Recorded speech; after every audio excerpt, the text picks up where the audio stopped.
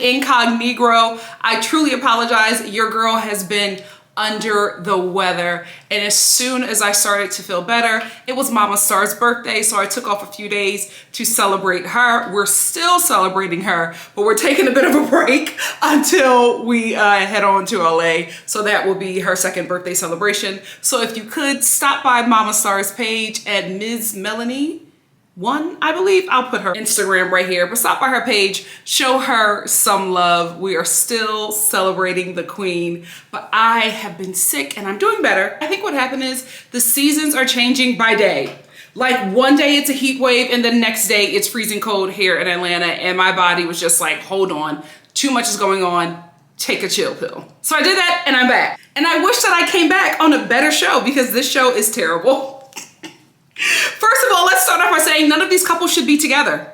None of these couples should be together. I feel like with Love is Blind, the formula is gone. It's lost. Like, I think it's over. I think this show just needs to move on to something else, because what is starting to happen is that this show is insanely popular and it changes people's lives instantly. So people are coming on this show faking that they want marriage, faking that they want a long-term relationship, and faking that they even want to be in a relationship for reality TV fame. We saw it most recently with Clay. We saw it with that Desi guy that's now a comedian that dates tender-eyed white women that scam him. Like, we see it all the time and we see it often now on every Love is Blind season. I will say sometimes we do get great matches like Brett and Tiffany, but a lot of times these people are coming on this show for fame and fortune and to get out of their 9-to-5 jobs. The formula is gone. The thrill is gone. And I think this show should probably wrap it up or change the formula because it's just not working. You guys need to listen to Lauren and Cameron.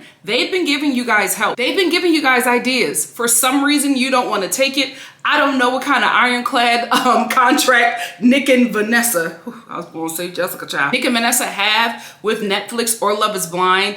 But whatever it is, it's tight because they ain't going nowhere. And I think that's why Lauren and Cameron have moved on from the franchise. But I think the thrill is gone. I think they got to try something new or let this show go altogether, because this was a train wreck and not in a good way. Let's get into it. So in this video, I'm going to talk about episodes 1 through 5. In the next video, I'm going to talk about episodes 6 through 9, and then I'm going to do a live for Love is Blind, the finale, not the reunion. The reunion is next week, but the finale on Friday afternoon. So let's get into episodes 1 through 5. Taylor and Garrett. I hate this couple.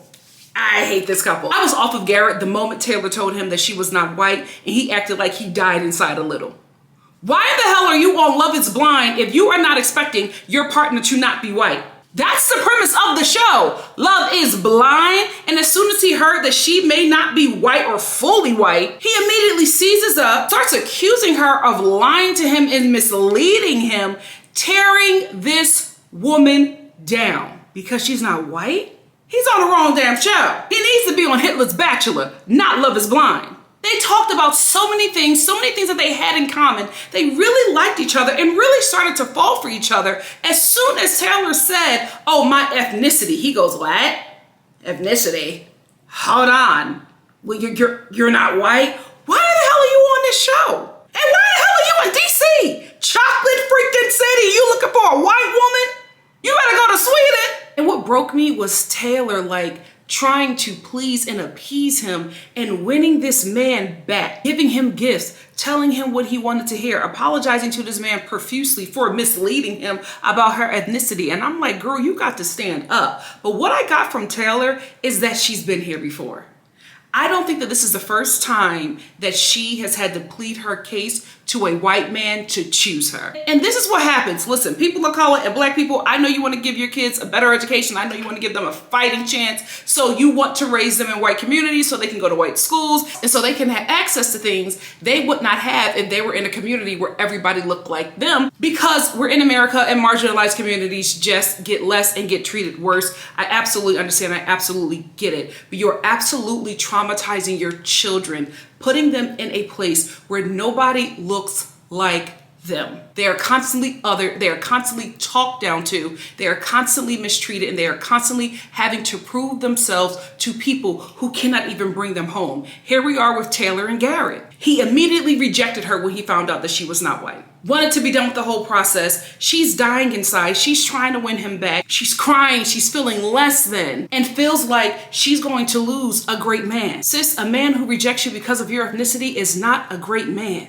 He was sent by the devil, not the Lord. And I absolutely hated how she beat herself up and diminished herself and was crying over this guy and lowering herself to his standards just to win him back. He was turned off because of your ethnicity. What is there to win back? Let him go. And maybe, yes, she's used to this. She's done this before. She's used to being treated like this by white men, and she will take this treatment from white men because they are at the top of the food chain. Let's just tell the truth and shame the devil. Because probably for her and a lot of people of color and black people, it is better to be with a white person because you have that access to their privilege than to be with someone from your community and you are destined to struggle because you are from marginalized community. And not necessarily struggle, but not achieve what white people are able to achieve. So you'll take hits, you'll take these shots, you'll allow yourself to be diminished, you'll allow them to talk to you and treat you any kind of way, you'll allow his raggedy family to talk to you and treat you any kind of way and make you feel less than. You'll allow all of that because he's white. He's a white, straight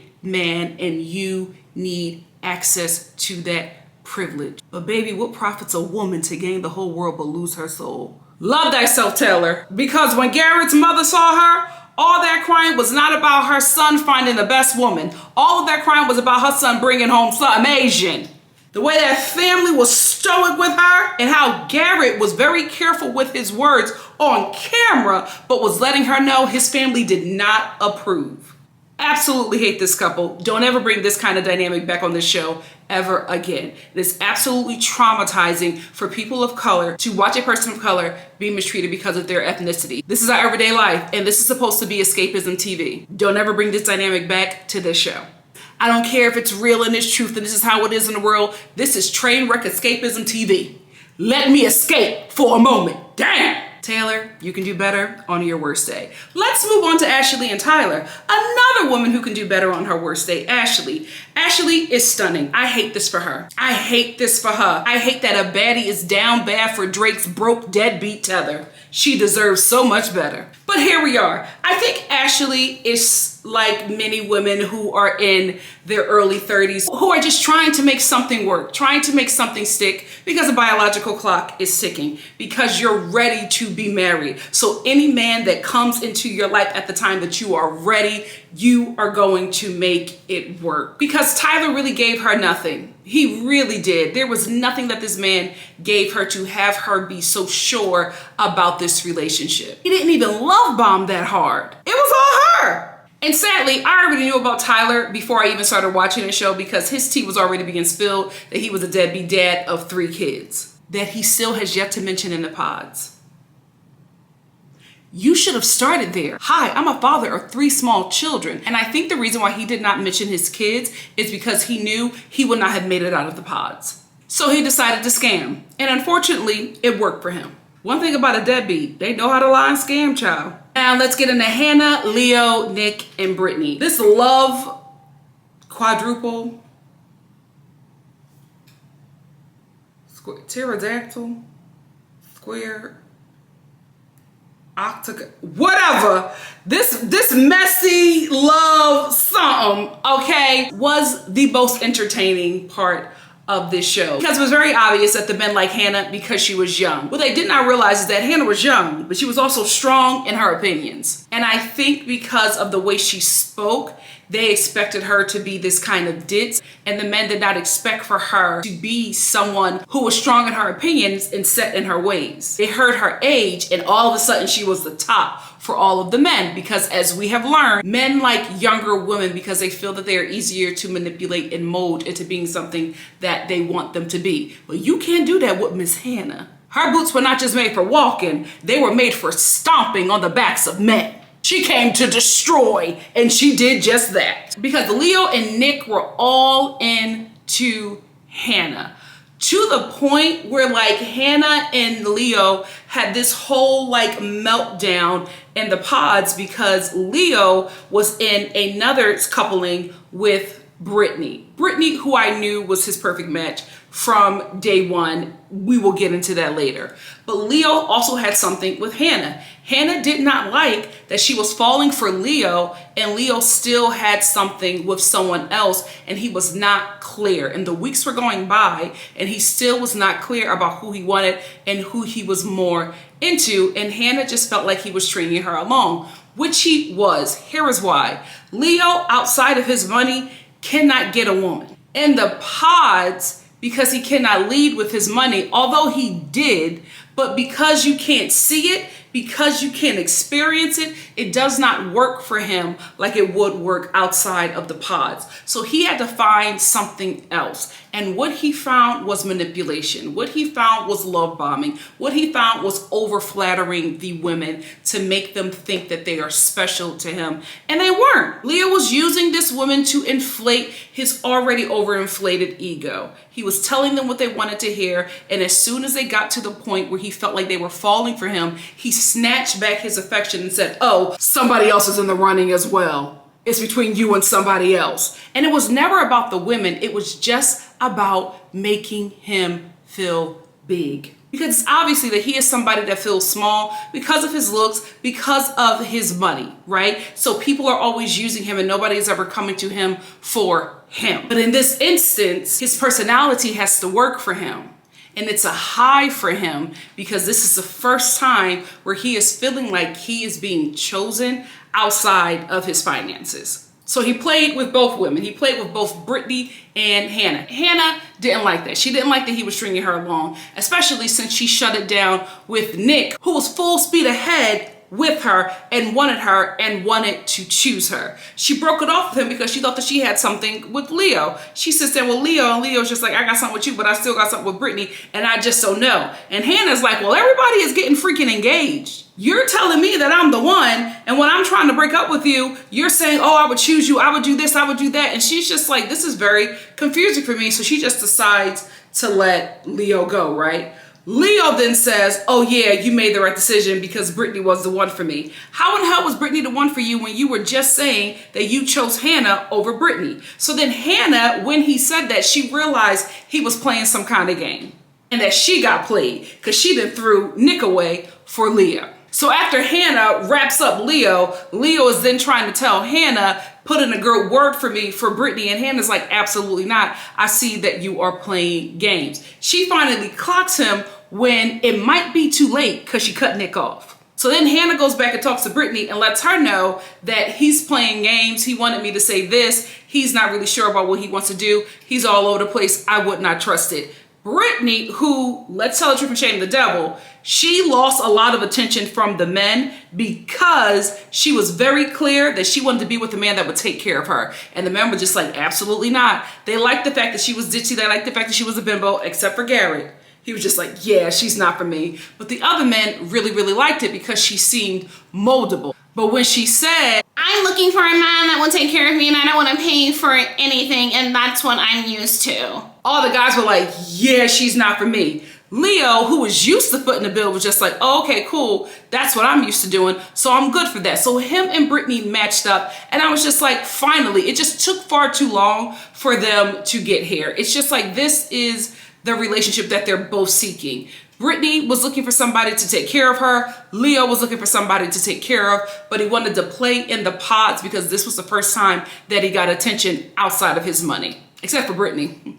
Brittany was not interested in that man until he said that he would take care of her. Then she was just like, okay, we can do this. However, things did not work out for Brittany and Leo because when they got out of the pods, Brittany saw Leo and her clam dried up. She was not attracted to that man at all. She could not fake it. When he kissed her, she looked like she was about to damn near vomit. Her body shrinked back. Leo was all over her, pulling her into him, and she was just extremely uncomfortable. comfortable. Homegirl tried to fake it as long as she could, but they ended up eventually breaking up because she just was not attracted to him. And Leo is just not somebody who knows how to communicate with human beings. He leads with his money. He was leading with his money the entire show. It turned everybody off, even the men. He's only able to operate in shallow, wealthy spaces, and this experiment did not work for him. I'm proud of Brittany for choosing herself. She realized she could not stomach faking that she liked this man, and she pulled out. That's what I'm assuming. We will see what she says at the reunion. So Leo and Brittany did not make it to the next phase of this process. They did get engaged. It was a terrible engagement. But they never made it to Mexico. They went on their own trip and broke up eventually. Now let's get back to Nick and Hannah. So when Hannah realizes that Leo is playing her and playing Brittany, she takes herself out of the equation.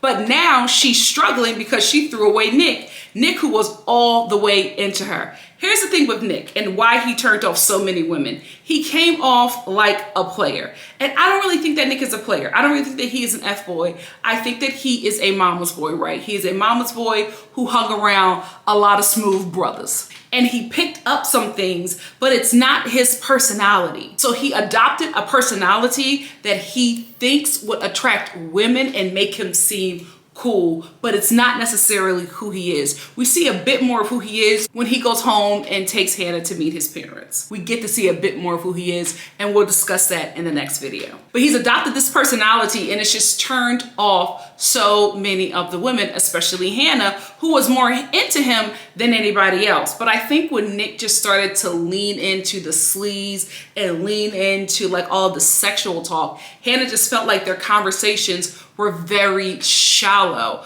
But Nick was fighting for her, and he wanted to be with her, and he assured her that she is the one for him. Hannah finally folds. She calls him back into the pods, and she says, let's give it a go. They are both excited about it. He proposes. The proposals all over the board to me were just like, they could have kept them. None of them made me go, oh, well, maybe Tim's. Well, we'll get into Tim. We'll get into Tim, child. Outside of that proposal, I think the other ones, I was just like, yeah, y'all could have kept them. None of them really seemed to have any substance, in my opinion. But Hannah and Nick decide to give it a go. Nick proposes, Hannah says yes, and then they meet. I think that Nick was a little taken aback by how big Hannah is, and Hannah was taken aback by how small he is compared to her, because she's used to dating big guys, and I think immediately seeing that he's a little smaller, she felt like this was somebody she could walk over, because her entire demeanor changed and how she spoke to him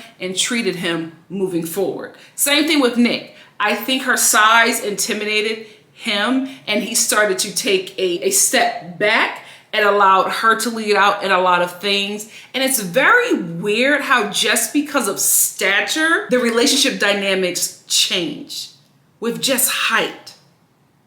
Really interesting. On David, the Taj Mowry tether, it was real nasty of you to try to sabotage Hannah when she found out that you were medium and decided to move on. Because you felt slighted, you decided to tell the men who were interested in her that she was shallow because she did not want to choose you because of your height. Look what happened when she saw Nick, who is her same height outside of heels.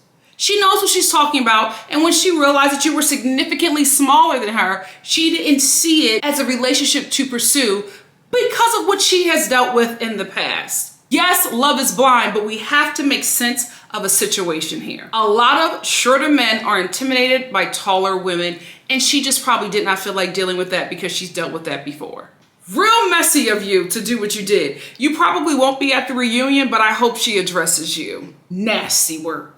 It didn't work though. She still stayed on the show. And boy, did she give us a show. Ciao. And before I move on to the next couple, I do also want to talk about Nick and Hannah in Mexico. Their relationship dynamic deteriorated when they got to Mexico, because Hannah was leading more into being the mature leader of the relationship, and Nick was becoming the younger, funner partner who was allowing Hannah to lead out in everything. And I don't think Hannah wanted to lead out. I think she was just leading out because Nick wasn't leading at all. And I think because of that, everything that he did just annoyed her. However, I felt like it was on Hannah to communicate clearly how she felt, because from what we see, it just looks like she's verbally assaulting the man that she is just annoyed with. Because why in the heck are you intimidated by some older woman? And not saying that because she's older she isn't bad, because Nick said that she was bad. Nick was like she wasn't baddie.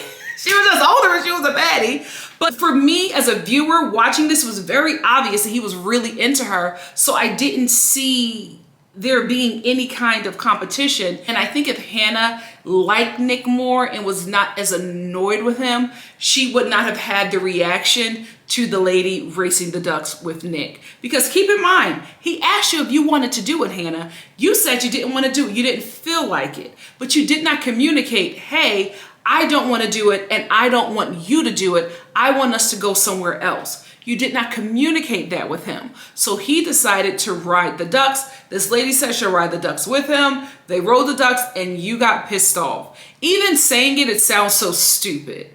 But when you do not like someone, everything they do just make you sick to your stomach. And that's what's happening to Hannah. She doesn't like him. It's not working out. I think she's staying on this show for the process or the check. And she can't stomach this guy that she's partnered up with. But she's also trying not to treat him so poorly because he's working extra hard to get her to like him. I think she's aware of what she's going to look like on camera, and she's trying really, really, really hard to not be the bad guy. It's just not working. Bodan, Marissa, and Ramsay's. Astrology girls, sometimes your crystals are leading you into the wrong direction. I think that Marissa feels like she followed the drinking gourd to Ramsay's, but she followed that drinking gourd straight to hell. He was not your North Star. He was your Jupiter descending straight to hell. He was not the one, mama. Bodan was the one, because it's very obvious that you wanted a military guy. And I think because of this process, you wanted to try something new, but I feel like in marriage, you just should not go against your type. Bodan was the guy for you. You were feeling him more than Ramsay's. The only reason why you felt Ramsay's more was because he said something about astrology. I forget what it was, and you're just like, oh my God, that's a really good sign. You're a Saturn, Sagittarius rising or something, whatever it was. It made her think that he was the one. And as a viewer watching it, I'm just like, no, it's Bodan. He seems like the one. You guys have the most in common. You guys get along the most. You and Ramsay, y'all don't talk about much. Ramsay just goes, yeah, okay, cool. Yeah, if you're fine with it, I'm gonna stay home with the kids. Yeah. I don't mind an independent woman going out to work. I don't feel emasculated by it. How did you not know that he was a homosexual? Ramsay is a homosexual looking for housing, mama.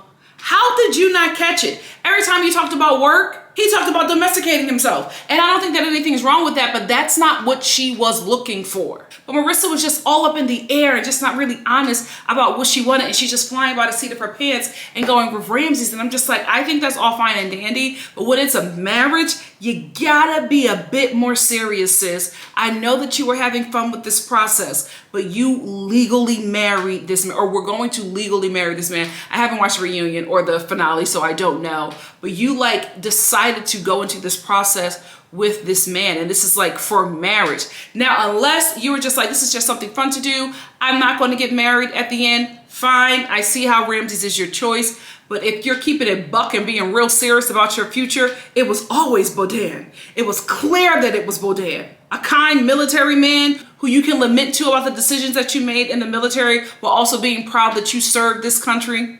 Let me get out of there, child. Thank you for your service. But I just think if she just really would have taken this a bit more serious, I think she would have had a better result. Ramsay's wasn't it. I will say, when Marissa and Ramsay's met, they look like a hot couple. Not only do they look like a hot couple, they look like a hot couple that makes sense. It looks like these two would find each other in the real world. Like they look like they make sense. If I'm being honest, like they look like they work. They also kind look alike, but they make sense physically, right? Visually, they make sense. But I still think partner-wise, Bodan was the better choice for Marissa. Because what's really weird is that at one point, Ramsay's was considering Hannah.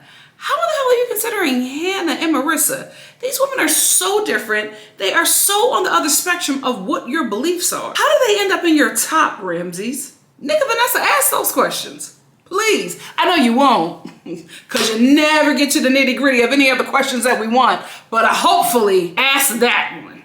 Fingers crossed. Alex and Tim. I'm just talking about episode 1 through 5. I love this couple.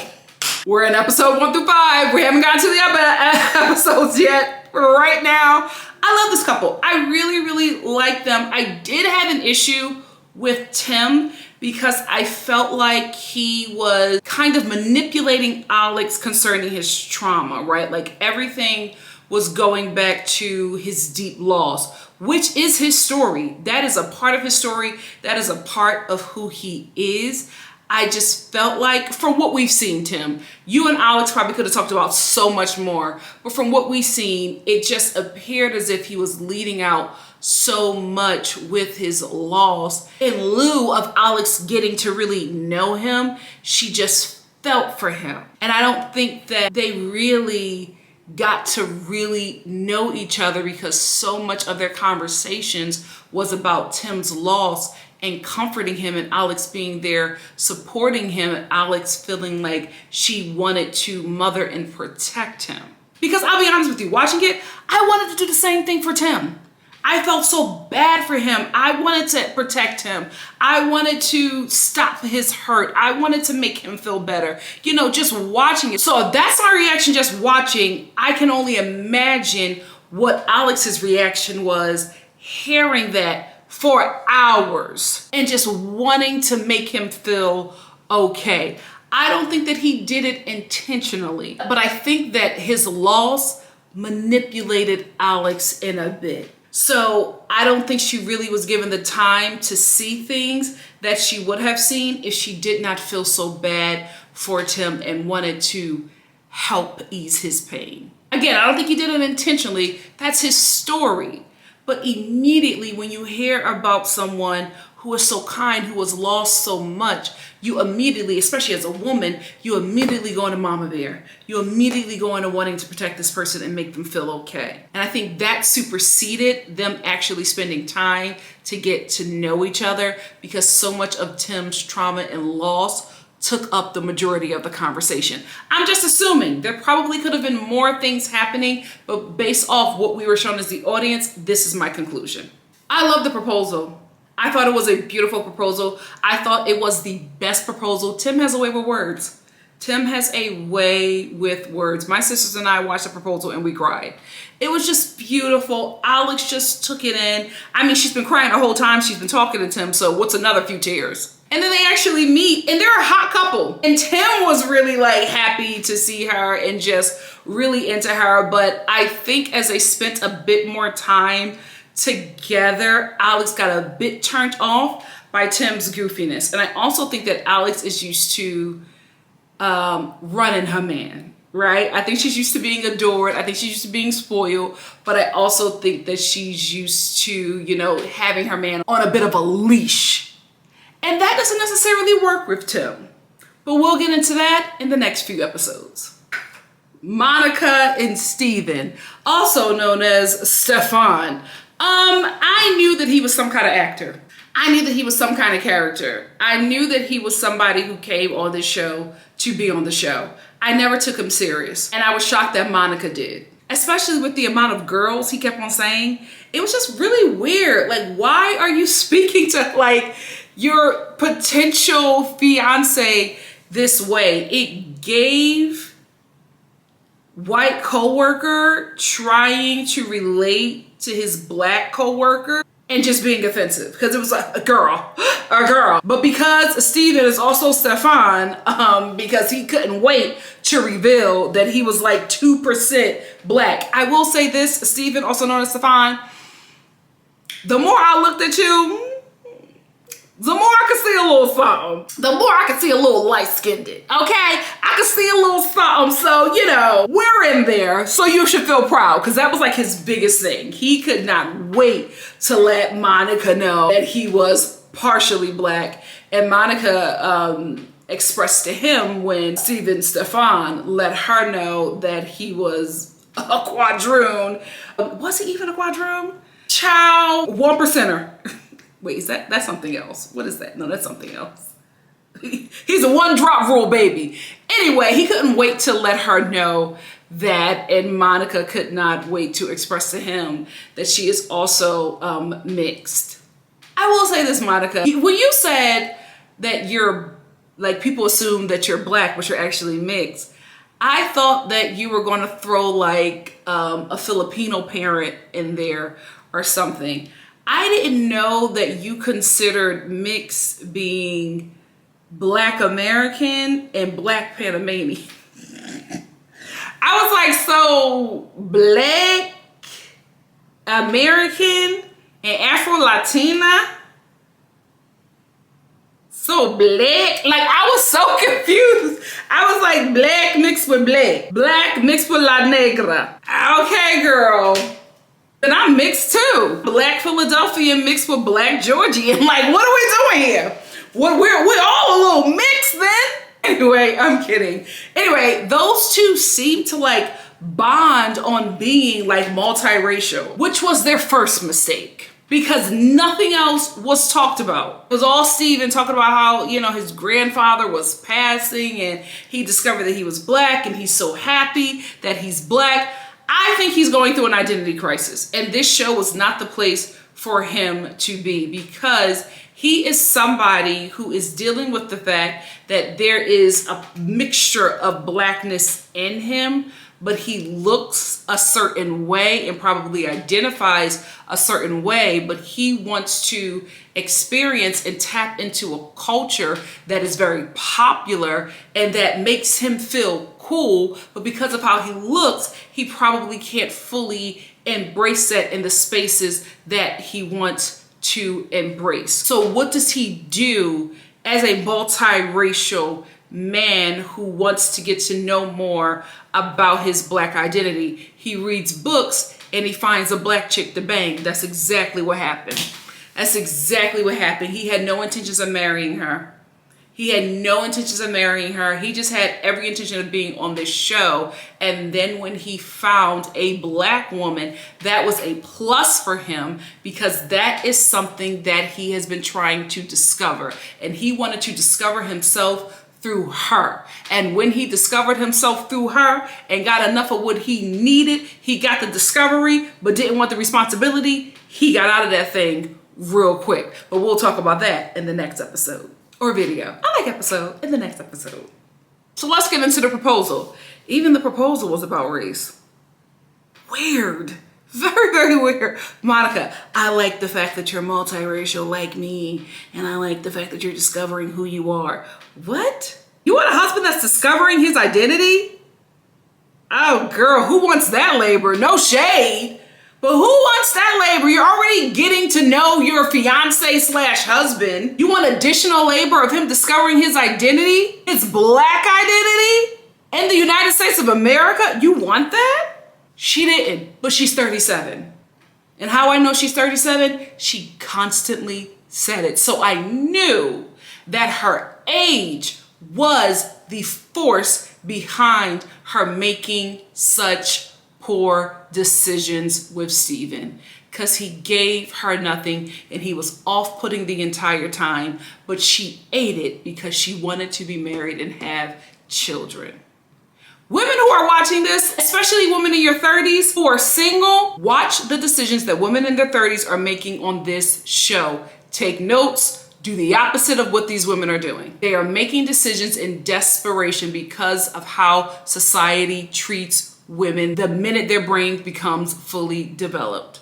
It's actually so scary and heartbreaking watching these women bend and break themselves for these mediocre men just because they're in their 30s. So after we get that weird race proposal, these two finally meet. The kiss is very weird. The kiss is very weird. Like he was kissing her like, is this the first black woman you've ever kissed, Stefan? Because he was kissing her like he was trying to discover something. It was a very Christopher Columbus kiss. Like something was weird about it. Even Monica was weirded out by the kiss. But again, Monica's 37. So she's gonna make it work. Very awkward the way he was kissing her. So those are my thoughts about episode 1 through 5 of Love is Blind season 7. If you want to hear the rest of my thoughts about episodes 6 through 9, check out my next video, which is right here. And before we wrap up, do or die best side. Do or die bedside. America, you're in danger, girl. You better get out there and vote. And if the person you're voting for does not have a uterus, stay home. I'm kidding. No, I'm not. Stay home. We ain't going back. Love you. Thank you for watching. Bye.